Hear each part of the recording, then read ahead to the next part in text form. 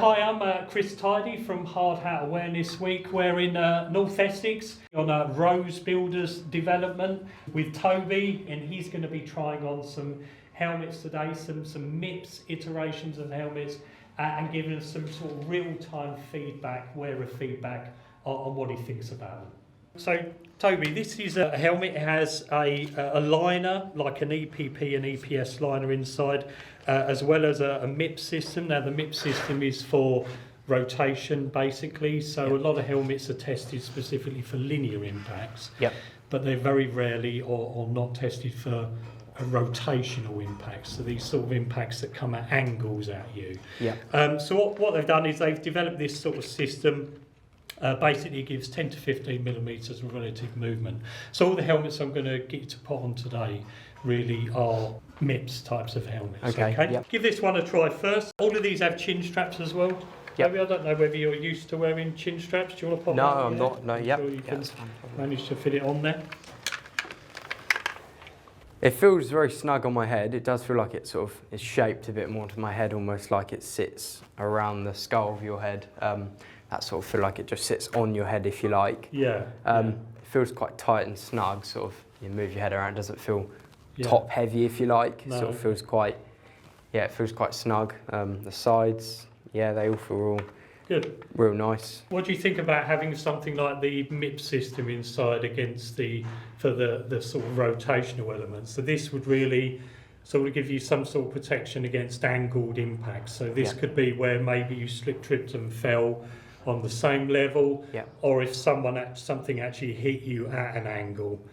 If you hit your head on something, it's sort of like the helmet, the whole thing sort of moves with your head. It doesn't feel like it sort of keeps your head in one place and the helmet does the work for you. It does, like I said, it feels snug. Toby, this one slightly different. You'll notice that it's got probably a much lower sort of profile, and a bit more like a sort of climbing hat. So although this is certified actually 2E and 397, which is like the industrial standard, it is more of a sort of climbing style as well. Couple of features on these. You can see obviously really not a nice lot of ventilation actually on the back, but the ventilation is gauzed as well, so you sort of still get the ventilation but without any sort of particles being able to come in. You've got a little symbol on the top there. This is what they call twice me technology. So this has a little NFC disc actually inside it which carries all of your medical information, next of kin information and stuff like that. You don't need a phone signal to be able to just sort of tap on it and be able to get that information, obviously if that's because if you're involved in some sort of incident. And inside this particular one you have the MIPS layer, but the MIPS layer is actually attached to the EPP EPS foam, and this is what makes this profile a lot lower, because you haven't got that cradle sort of system within it. So it decelerates the impact exactly the same, and you can see that moving around. It's also got this little indicator actually on the back there that indicates if the helmet's received an impact that would change or may change its structural integrity. So it's like a bit of a sort of added bonus really, that from a health and safety perspective you could be walking around the site and if you saw an indicator that had gone red, basically that means that the helmet's had an impact or that you may have received obviously an impact. You want to try that on? There you go. Thank you. Okay, so what do you think about that one? Definitely feels different to the other one. It does feel like sort of smaller around my head. It doesn't feel as sort of big and like sort of like it covers your head as much, and sort of feel the padding around the top of my head up here.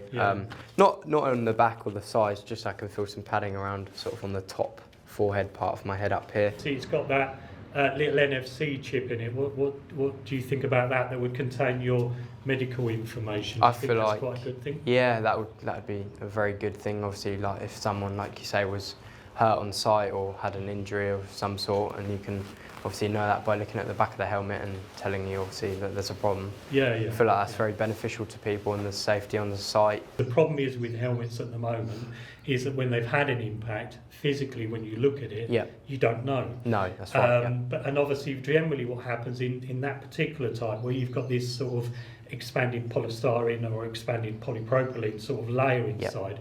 What happens when normally it gets impacted is it compresses. Right. And of course, physically, if it's been impacted, you wouldn't see if that had actually been compressed. Yes. So it's good to have the indicator, because the indicator would give you then the indication that it had that it had been hit. So yeah, it sounds like quite a good thing. This is a helmet manufactured by a company called Uvex.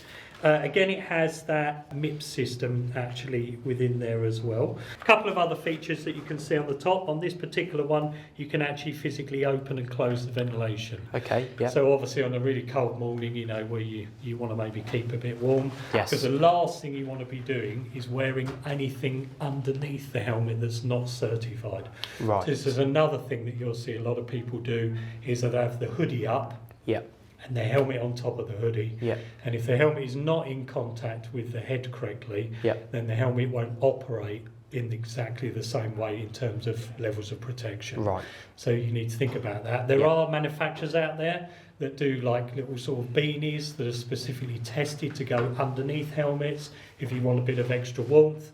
But we do advise that you don't sort of pop it on top of hoodies and stuff like that. Okay. Yep. So you got that open and closed ventilation. I'll sort of open them back up for you. I'll give it to you, and you can give it a try and let me know what you think.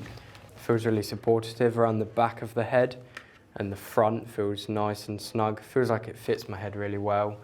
Feels like it sits down far enough to get a full coverage of my head. I do like it that I can feel it sort of applying pressure at the back to keep it in one place.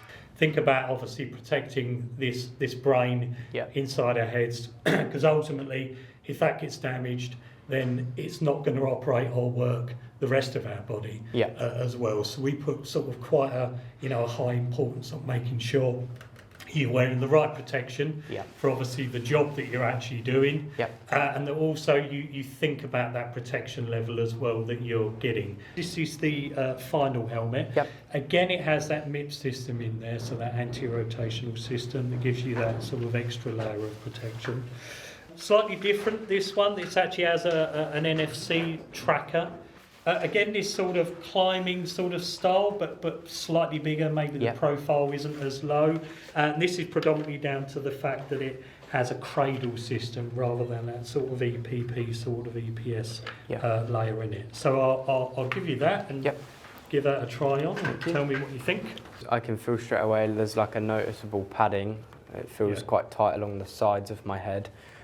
Sort of like it sits quite tight. It does feel like it sits higher on my head rather than sort of down and around it. The padding feels noticeable where there's more pressure on the sides compared to the front and back.